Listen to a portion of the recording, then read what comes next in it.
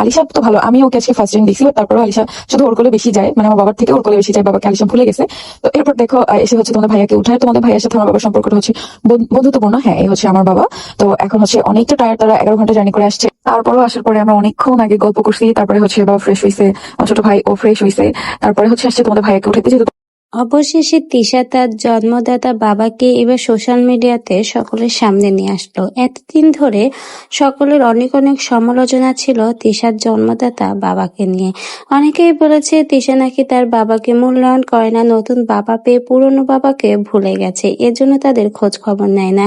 এমনকি তিশার বাবাকে নাকি তিশা গ্রামে ফেলে রেখে এসেছে, এমনকি কখনো তার খোঁজও নেয় না। শহরে কত ভালো জীবনযাপন করছে তিশা, তারপরেও তার বাবাকে গ্রামে ফেলে রেখেছে, একবারও তার খোঁজ দেয় না। সেই সকল সমালোচনার মুখে এবার ঝামা ঘষে দিয়ে সরাসরি ভিডিওতে নিয়ে আসলো তিশা তার বাবা এবং ভাইকে। আর এই হলো তিশার ছোট ভাই, যাকে সে তিশা আগে কখনোই দেখেনি, প্রথম দেখেছে। এমনকি তিশার ভিডিওর মাধ্যমে জানিয়েছে তিশার জন্মদাতা বাবার সাথে আহাদের সম্পর্ক খুবই ভালো, একদম বন্ধুত্বপূর্ণ সম্পর্ক। প্রথম থেকে আহাদের সাথে তিশার বাবার সম্পর্ক খুবই ভালো ছিল, এখনো আছে। তিশার থেকে তিশার বাবার সাথে আহাদের বন্ডিংটাও নাকি অনেক ভালো, আর এই কথাগুলো এবার লাইভে নিজ মুখে জানিয়েছে তিশা।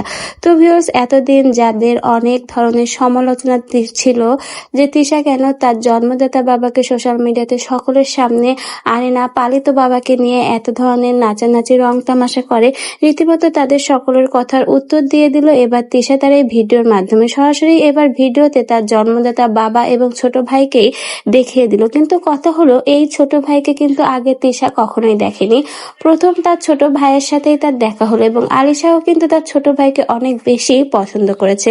তো ভিউয়ার্স, আপনাদের তিশার জন্মদাতা বাবা এবং ছোট ভাইকে দেখে কি মন্তব্য? আসলে সোশ্যাল মিডিয়াতে আমরা যেগুলো দেখি সেগুলো কি আদৌ সত্য, না সবকিছু সোশ্যাল মিডিয়াতে মানুষকে দেখানোর জন্য নাটক? কারণ আপনাদের কি মনে হয় আসলে এই তিশার সাথে তার জন্মদাতা বাবার এত ভালো সুসম্পর্ক?